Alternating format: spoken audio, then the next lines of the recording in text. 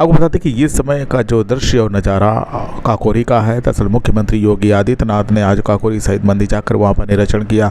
वाटिकाओं का आज वहाँ पर पौधा आरोपण करके उसका उद्घाटन किया। इसके साथ में आज से एग्जीबिशन वहाँ पर प्रारंभ हो रही, जहाँ पर काकोरी की यादों को लेकर तमाम जो चीज़ें हैं वहाँ पर संरक्षित हैं की गई हैं। वो वहाँ पर उन्होंने धरोहरों को निरीक्षण किया, उसके साथ में एग्जीबिशन का उन्होंने उद्घाटन किया। इस दौरान वहाँ पर जो तमाम जो परिवार के लोग आए थे उनसे उन्होंने मुलाकात की। मुलाकात के साथ में आपको बता दें कि इस पूरी काकोरी जो को लेकर तमाम अपनी बातों को रखा। इसके साथ में वहाँ पर उन्होंने कहा कि जो शहादत है, जो देश के लिए जिन्होंने बलिदान दिया है, उनको हमें नहीं भूलना है, उनको हम नमन करते हैं।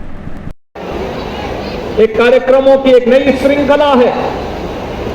15 अगस्त तक ये कार्यक्रम चलेंगे और आज ये मेरा सौभाग्य है कि 1925 में काकोरी के जिस ऐतिहासिक स्थल पर काकोरी ट्रेन एक्शन की कार्रवाई उस समय के महान क्रांतिकारियों ने संपन्न की थी, उसी स्थल पर आज मुझे मेरी माटी मेरा देश के उत्तर प्रदेश के कार्यक्रम को आगे बढ़ाने का अवसर प्राप्त हो रहा है। ऐतिहासिक अवसर है हमारे लिए।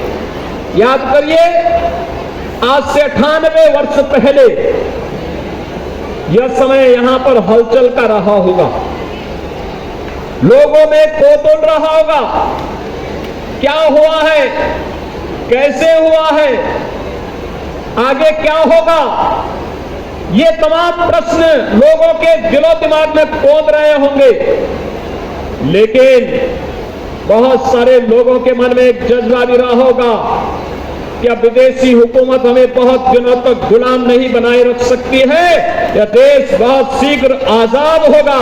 और इसी संकल्प के साथ उन क्रांतिकारियों ने पंडित राम प्रसाद बिस्मिल के नेतृत्व में असफाउल्लाह का, ठाकुर रोशन सिंह, राजेंद्र नाथ लाड़ी, चंद्रशेखर आजाद, सचिंद्र नाथ सान्याल जैसे क्रांतिकारियों ने एक संकल्प के साथ जुड़ करके इस अभियान को आगे बढ़ाने का कार्य किया था। सबसे बड़ी बात यह है कि काकोरी ट्रेन एक्शन में क्रांतिकारियों को जो पैसा मिला वो पैसा था 4,679 रुपया, और विदेशी हुकूमत ने इन क्रांतिकारियों को गिरफ्तार करने और उन्हें फांसी तक लटकाने में जो पैसा खर्च किया वो था 10 लाख रुपया। अनुमान कर सकते हैं कि ये क्रांतिकारी कैसे विदेशी हुकूमत की चूलों को हिलाने का कार्य कर रहे थे। ये चीजें दिखाती है कि अगर जज्बा हो, सत संकल्प हो, लड़ने की एक इच्छा शक्ति हो, तो बड़ी से बड़ी भौतिक ताकत को गिराया जा सकता है, उसको झुकाया जा सकता है। और भारत माता के महान सपूतों ने अपने जज्बे के बल पर उस समय की निरंकुश शासन को झुकने के लिए मजबूर किया था। ये निरंकुशता जो भारतीयता को दबाना चाहती थी, वह निरंकुशता जो हमारी स्वतंत्रता में बाधक थी, वह निरंकुशता जो हमारे विकास में बाधक थी, जो हमारे आत्मनिर्भरता में बाधक थी, उसको समाप्त करने के जिस कार्यक्रम को उस समय के क्रांतिकारियों ने अपने हाथों में लिया, आज उन क्रांतिकारियों को बड़ी श्रद्धा के साथ, बड़े सम्मान के साथ हम लोग स्मरण करते हैं। कितना खौफ था उन क्रांतिकारियों का ब्रिटिश हुकूमत के मन में। पंडित राम प्रसाद बिस्मिल को गोरखपुर जेल में फांसी दी गई, असफाउल्लाह खां को फैजाबाद जेल में फांसी दी गई, राजेंद्र नाथ लाड़ी को गोंडा जेल में फांसी दी गई, और जो तिथि तय की गई थी उससे 2 दिन पहले दे दी गई। ठाकुर रोशन सिंह को नैनी जेल में फांसी दी गई, जो तिथि तय की गई थी फांसी की, उससे 2 दिन पहले उन्हें फांसी दे दी गई, क्योंकि और चंद्रशेखर आजाद ब्रिटिश हुकूमत का सामना करते करते इलाहाबाद की धरती में शहीद हुए थे। उन्होंने कहा था कोई विदेशी मेरे हाथों को छुए, मुझे हाथ लगाने का दुस्साहस न करे, और स्वयं मुकाबला करते करते उन्होंने शहादत प्राप्त की थी। ऐसे अनगिनत शहीद हुए जो लोग लड़ते लड़ते भारत की आजादी के लिए अपना सर्वस्व न्यौछावर कर दिए, लेकिन उनकी कोई इच्छा ये नहीं थी कि मुझे कोई पद और प्रतिष्ठा प्राप्त हो। एक ही इच्छा थी कि तेरा वैभव अमर रहे मां, हम दिन चार रहे न रहे। और उस अभियान के साथ ये सभी क्रांतिकारी लड़ते रहे, कार्य करते रहे, और उसी का परिणाम है कि 15 अगस्त 1947 को भारत को स्वतंत्र होने में बहुत देर नहीं लगी। आज भाइयों बहनों क्रांति दिवस है। आज ही के दिन 1942 में राष्ट्रपिता महात्मा गांधी ने भारत छोड़ो आंदोलन का भी शुभारंभ किया था। और आज ही का यह दिन है जब प्रधानमंत्री मोदी जी के नेतृत्व में पूरा भारत अनेक आजादी के अमृत महोत्सव के समारोह की ओर अग्रसर होते हुए 75 सप्ताह के 75 वर्ष के आयोजन को 75 सप्ताहों के अलग अलग आयोजनों के साथ जोड़ते हुए समारोह की ओर हम अग्रसर हो रहे हैं। इस अवसर पर मेरी माटी मेरा देश, माता भूमि पुत्रो हम पृथिव्या, ये धरती मेरी मां है, हम सब इसके पुत्र हैं। यह भारत की सनातन वाक्य रहा है, सनातन संदेश रहा है। धरती माता के प्रति हम अपने कर्तव्यों का निर्वहन कर सके, इसके लिए धरती को बचाने का एक आह्वान, धरती को बचाने के आह्वान के साथ जल संरक्षण का कार्य हो। नागरिक कर्तव्य महत्वपूर्ण होते हैं। जो जिस क्षेत्र में है, अगर वह उस क्षेत्र में अपने दायित्वों का ईमानदारी पूर्वक निर्वहन कर रहा है, तो वह अपने राष्ट्र कर्तव्यों का ईमानदारी पूर्वक निर्वहन कर रहा है।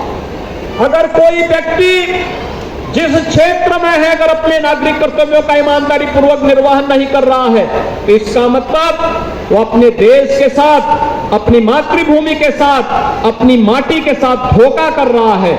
और मुझे लगता है कि हम सबका दायित्व, सबसे पहला दायित्व जो जिस क्षेत्र में है, शिक्षक है, अध्यापन का दायित्व उसका पहला नागरिक कर्तव्य बनता है, और यही उसका राष्ट्रीय दायित्व भी है। छात्र है, अध्ययन करना उसका पहला नागरिक दायित्व बनता है, और यही उसका राष्ट्रीय कर्तव्य भी है। अगर प्रशासन के क्षेत्र में है, अपने प्रशासनिक दायित्वों का ईमानदारी पूर्वक निर्वहन करना, यह उसका पहला नागरिक कर्तव्य भी है, और यही उसका राष्ट्रीय कर्तव्य भी है। समाज सेवी है, ईमानदारी पूर्वक बिना भेदभाव के समाज के हर तबके को समाज सेवा के साथ जोड़ रहा है, ये उसका नागरिक कर्तव्य भी है और उसका राष्ट्रीय दायित्व भी है। और यही कर्तव्य और नागरिक दायित्व को आगे बढ़ा करके जो हम लोग चलते हैं, तो अब एक समृद्ध भारत और एक विकसित भारत की परिकल्पना को साकार करते हुए हम सब देखते हैं। भाइयों बहनों, आज अनेक कार्यक्रम, मेरी माटी मेरा देश के कार्यक्रम का शुभारंभ हो रहा है। भारत की माटी को, अपनी धरती की माटी को लेकर के संकल्प के साथ जुड़ते हुए, 5 करोड़ पंच प्रणों के साथ जुड़ते हुए हम आगे बढ़ सके। जहां यह कार्य, वहीं धरती माता की सेहत को सुधारना है। बरसात का समय है, जल संरक्षण के कार्यक्रम के साथ आप जुड़ सकते हैं। प्रधानमंत्री मोदी जी ने, आपने देखा होगा, पिछले मन की बात के कार्यक्रम में उत्तर प्रदेश में आयोजित एक ही दिन में 30 करोड़ वृक्षारोपण के कार्यक्रम की चर्चा की थी। 30 करोड़ वृक्षारोपण उत्तर प्रदेश के नागरिकों ने एक साथ लगाए थे। और आज काकोरी में भी एक अमृत वाटिका 75 वृक्षों की एक अमृत वाटिका को मेरे साथ सभी माननीय जनप्रतिनिधिगण और प्रशासनिक अधिकारीगण लगाएंगे। इन 75 वृक्षों को जो अमृत वाटिका के रूप में काकोरी अमृत वाटिका या क्रांति अमृत वाटिका के रूप में यहां पर विख्यात होगी, उसका संरक्षण और आगे बढ़ाने का कार्य हम सबका होना चाहिए। और इस प्रकार की वाटिका कई नक्षत्र वाटिका के रूप में, कई नवग्रह वाटिका के रूप में, कहीं हरशंकरी के रूप में, कहीं पर अलग अलग प्रकार की वाटिका के रूप में हम लोग अमृत वाटिका के रूप में अमृत सरोवरों के तट पर प्रत्येक जगह स्थापित कर सकते हैं, रोपने का कार्य कर सकते हैं। यह कार्यक्रम हमारा निरंतर आगे बढ़ना चाहिए। इसके साथ ही आपने देखा होगा यहां पर एक शिलाफलकम को अनावरण का कार्यक्रम भी किया गया। प्रधानमंत्री जी के पंचप्रण को उसमें अंकित करते हुए आने वाले समय में नागरिकों को उन दायित्वों के साथ जोड़ने का कार्यक्रम, यह शिलाफलकम प्रत्येक नागरिक को उसके नागरिक दायित्वों के साथ जोड़ने का भी एक प्रण है, वो एक संकल्प है। उस संकल्प के साथ जुड़ते हुए हम आगे बढ़ सकें, कार्यक्रम हम लोगों को आगे बढ़ाना होगा। भाइयों बहनों, हम सब सौभाग्यशाली हैं कि भले ही हमने देश की आजादी के अवसर में 1947 को अवसर नहीं देखा, उस महोत्सव में हम सहभागी नहीं हो पाए, लेकिन देश ने जब अपनी आजादी का 75वां वर्ष मनाया तब हम उस कार्यक्रम में सक्रिय रूप से सहभागी थे। हम में से उपस्थित हर नागरिक इसमें से इस बात को कह सकता है। और इस अवसर पर अनेक उपलब्धियां भारत के साथ जुड़ी। आपने देखा होगा जिस ब्रिटेन ने भारत पर लगभग 200 वर्षों तक शासन किया था, उस ब्रिटेन को पछाड़ करके भारत दुनिया की 5वीं बड़ी अर्थव्यवस्था के रूप में स्थापित हुआ। यह हर भारतवासी के लिए गौरव की बात होनी चाहिए। आजादी के अमृत महोत्सव वर्ष में पूरे भारत के साथ यह गौरव भी जुड़ता है कि वह दुनिया के 20 उन बड़े देशों को जो G20 के रूप में जाने जाते हैं, जिन देशों में दुनिया की 65% से अधिक आबादी निवास करती है, जिन देशों के पास दुनिया का 80% से अधिक GDP पर जिनका अधिकार है, 90% से अधिक पेटेंट पर जिन देशों का अधिकार है, उन देशों का समूह G20 के समूह की अध्यक्षता प्रधानमंत्री मोदी जी के नेतृत्व में भारत कर रहा। अपनी आजादी के अमृत महोत्सव वर्ष में भारत को यह अवसर प्राप्त हुआ है। यह एक नए भारत का दर्शन हम सबको कराता है। एक ऐसा भारत जो समृद्ध भारत है, आत्मनिर्भरता की ओर अग्रसर होता हुआ भारत है। एक ऐसा भारत जो दुनिया के अंदर मानवता के कल्याण का मार्ग प्रशस्त करने वाला भारत है। इस भारत के लिए हम सब किन संकल्पनाओं को हम आगे बढ़ा सके कि हमारा देश विकसित हो, हर नागरिक के जीवन में खुशहाली हो, हर नागरिक को देश के अंदर समान अवसर प्राप्त हो। उस संकल्प को आगे बढ़ाने के प्रधानमंत्री मोदी जी के उस अभियान को हम सब अपने जीवन का हिस्सा बनाएं।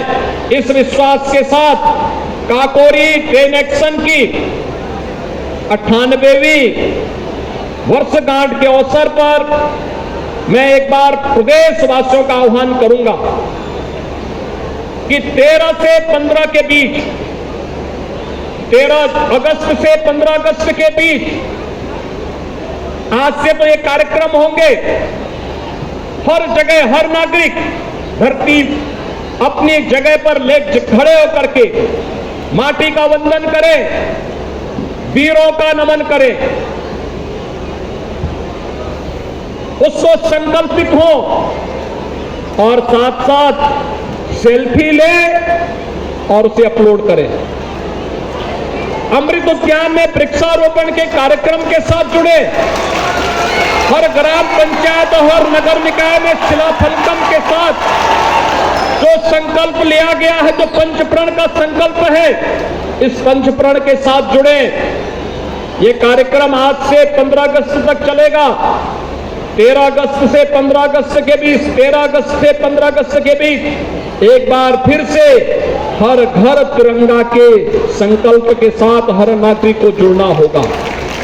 आपने देखा होगा गत वर्ष प्रत्येक घर के ऊपर तिरंगा लहराया गया था। यह भारत के आन मान और शान का प्रतीक है, भारत का राष्ट्र गौरव है। इसी तिरंगे की खातिर अनगिनत बलिदान हुए थे। उन बलिदानों को स्मरण करते हुए हर घर पर भारत के आन मान शान का तिरंगा लहराया जाना चाहिए। इस संकल्प के साथ हम जुड़ेंगे और उसी क्रम को आगे बढ़ाते हुए आज हम सब यहां पर एकत्र हुए हैं। 14 अगस्त की तिथि भारत के विभाजन की त्रासदी की तिथि भी है।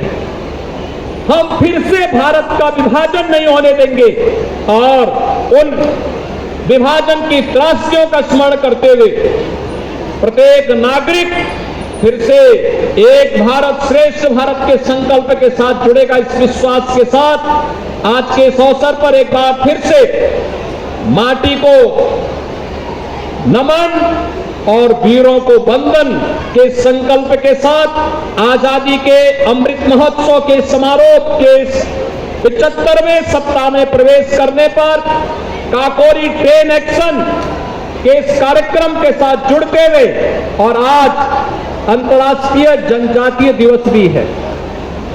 जनजातीय समाज का बहुत बड़ा योगदान रहा है देश की आजादी के आंदोलन में। भगवान बिरसा मुंडा की पावन जयंती को प्रधानमंत्री मोदी जी ने इसलिए जनजातीय दिवस के रूप में उनका संकल्प को आगे बढ़ाने का कार्य किया। और आज का यह दिन भी है जब जनजातीय समुदाय को समाज और राष्ट्र के साथ उनके संकल्पों के साथ जुड़ने का आह्वान भी हम सब इस अवसर पर करते हैं। मैं एक बार फिर प्रदेशवासियों से मेरी माटी मेरे देश के इस अभियान के साथ जुड़ने, इन्हें सफलता की नई ऊंचाइयों तक पहुंचाने, प्रत्येक ग्राम पंचायत नगर निकाय में शिलाफलकम के माध्यम से पंच प्रण के इस अभियान के साथ हम सब जुड़ेंगे। इस विश्वास के साथ मैं काकोरी ट्रेन एक्शन के सभी भारत माता के उन महान सपूतों को, वीर शहीदों को नमन करते हुए प्रदेशवासियों की ओर से विनम्र श्रद्धांजलि अर्पित करता हूं। धन्यवाद। जय हिंद।